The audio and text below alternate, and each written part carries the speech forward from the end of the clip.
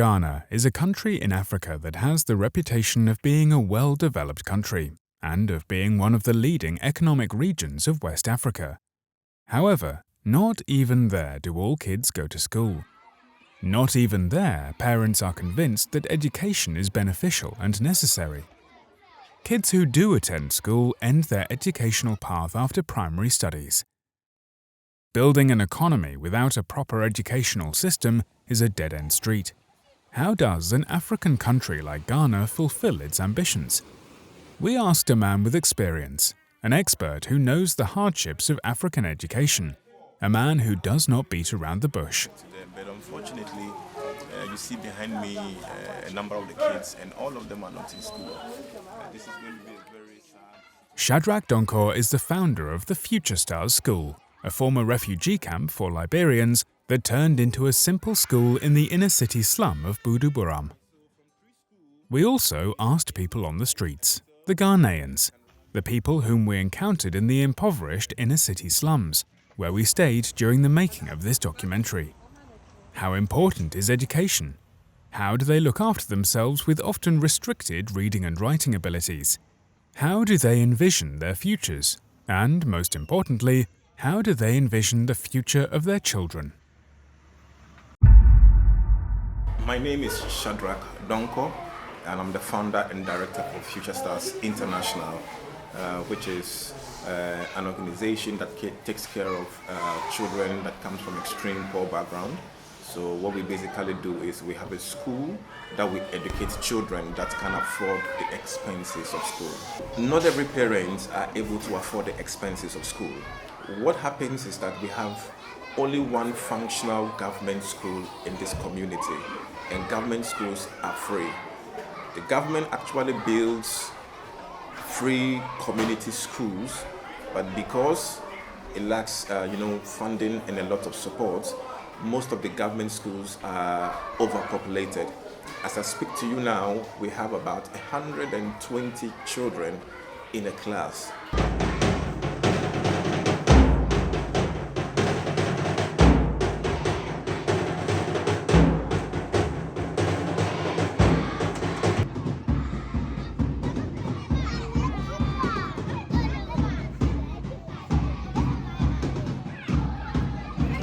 Career opportunities in Ghana is a very big challenge. As I speak to you day in, day out, the level of unemployment rate actually keeps increasing. Last year, our finance minister actually said that the government will not be able to employ people again. So, which means that the private sector has to do its best to be able to open more industries or jobs for people to work. Which is another problem as I speak to you. So in Ghana, I would say it is actually growing up in terms of people not having jobs to do. So it makes it very difficult for people to understand that when you're able to go to school up to the university, you are going to get a very good job to do, because there are many unemployed graduates there, about hundreds of thousands of them who don't have jobs to do. And these are very common in our society, so many of them actually know that. My name is Gideon Mensah, and I'm 19 years old. I live at Sprinters, Kotobabi. I stopped studying at Form 2, HS2, and I decided to learn a job so that I can use it. I cannot read that much, but I know how to write.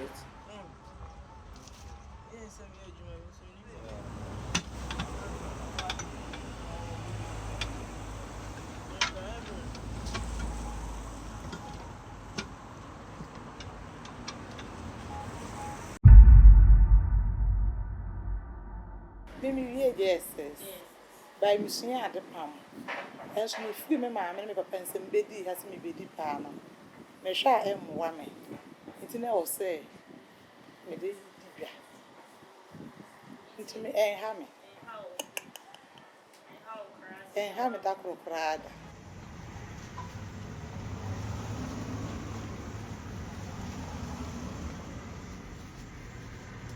So instead of, let's say, me passing through the right channel, going to a cosmetology school, spending like 3 years to learn cosmetology, being a nail tech, hairstylist, or whatever that it is, I would rather go to a nearby salon near me, where the lady will take me like a little amount of money and then teach me the practical, not the theory, the practical aspect of it. 2 years, 3 years, I'm done. Now I get my shop, I start as my own boss.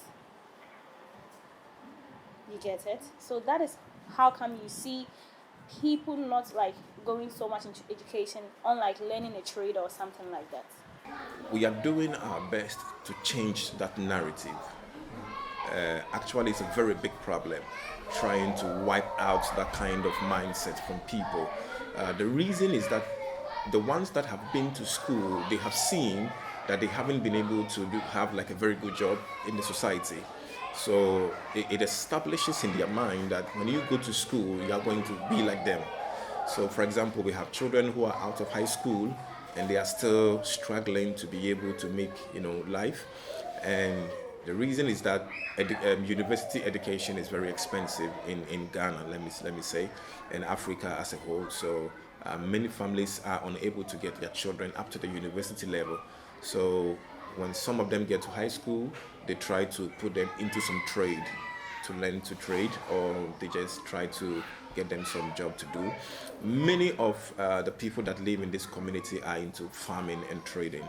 So trading, to talk about selling petty things in the market, and that is going to be a very difficult thing to raise enough money to push a child into education. So it's a very big problem here, and we hope that as time goes on, it will take time to be able to change the mindset of people trying to put their children into school.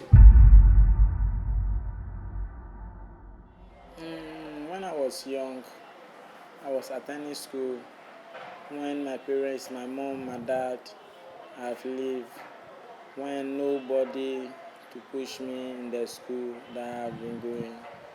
So if I go to school, I'll be hungry. Sometimes what for me to eat is very difficult. So I stop the school, and one man is working, do this work. So I go to the man and discuss with the man, and ask me that if I close from school, I can come to him, or if the day that I cannot go to school, I should come to him so that he will help me to do this work, to learn the work. Yeah, my education, I did a mechanic automobile in school. Yeah, it's mechanic automobile in school. But I didn't finish secondary school. We in Africa, when you just go to school, you should rather go to the shop, to the mechanic shop, to perform it. If you go only to school, it can't help you. It can't help you because in school we don't have all those cars. You can work there. You just write, so you are not doing practice. Mom gave me, it left my mom, thank you. My mom gave me like 4,000 for me to go and pay my school fees, and I used the money for a business trip. I was thinking maybe to work. Here in Ghana, we have some people, we call them the shop. You can just buy stuff from online. Yeah, so I gave the money to someone to just purchase some phones online for me, but the person just ran away with my money. And my mom and dad is not that together. Yeah, so I got a lot of challenges to continue my education. So I decided to go for my professional work. That's why I started my braiding. I actually came to this community to visit a friend, and it was a big wow, seeing many children not going to school, seeing young girls on the street, seeing many people who can't have the same thing that I went through. I thought that this would be a very good opportunity for me to also use to help the little ones in this community. The idea of starting a non-profit came into my mind, but by then I was just out of high school.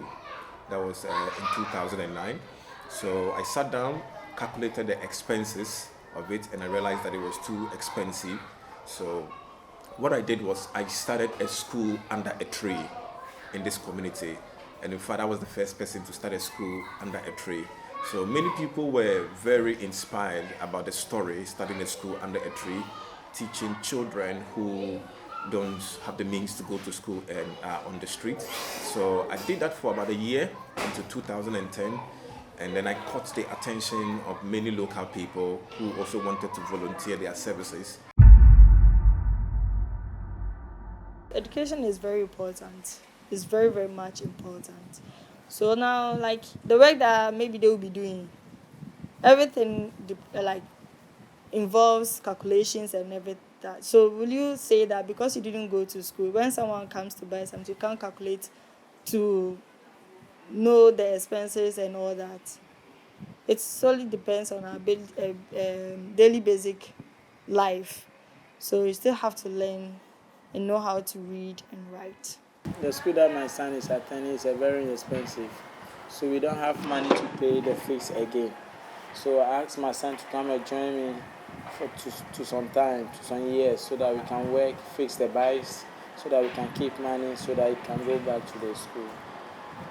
The current government has established a program called Free High School Education, but it comes with its challenges as well. And the government is funding that program, which is also another expenses.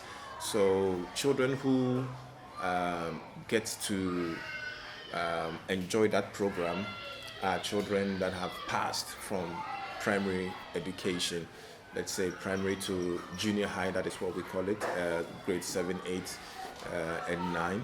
But it is not actually like a program that we think that it's going to increase to say that many children will be able to go to school, because first we have to be able to wipe out that mentality from the parents or the families, because many people feel like education is not really important. Or about 35 million people in Ghana, we have a very few percentage that are actually going to school. So when you make research, you realize that about 2 out of 5 children go to school in Ghana. So this is going to be a very difficult job for the government and also for the citizens as well. But I know that as time progresses, maybe in the next 10 to 20 years, that is actually going to change. We are very hopeful. My big dream is I'll pray to God to help me to take care of my children in school. So I will help them go forward than me, because I couldn't do it. So I wish my children would be better than me before. Yes, that's my big dream. I would like my kids to be more educated than me. Yeah, really than me. So I will enroll them in the good schools, I will let them to become what they want to be. I'm not going to impose on them what I want them to be. No. They have to tell me, Mommy, I want to be a doctor, I want to be a pilot. And okay, if that's what you want, then we will go for it. But you also have to study hard.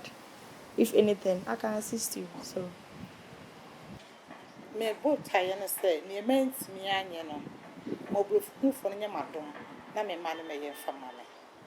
Many of the populations here actually ventured into their own businesses, especially with young women in this community.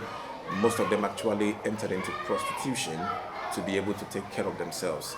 So I have divided prostitution in 2 forms. We have the ones who are commercial prostitutes, and we have one who are the casual prostitutes. The commercial ones are the ones that you can find on the streets, and also you can see them in clubs and other areas. But the casual ones are the ones that have the very huge problem. These are the ones that are young girls between 13 and 19 years old. So these ones actually are a bit shy, who are not on the streets, and they are very close, but they have like multiple boyfriends. So for example, on Monday they go out with boyfriend A, the next day they go out with boyfriend B and C and D. So some of them can have about 5 to 10 of them that they go out with. Unfortunately for them, because all these guys that they work with do not know that this is what such a person is doing, they venture into what we call unprotected sex. And that also brings about the transmission of STDs, teenage pregnancies, and the rest.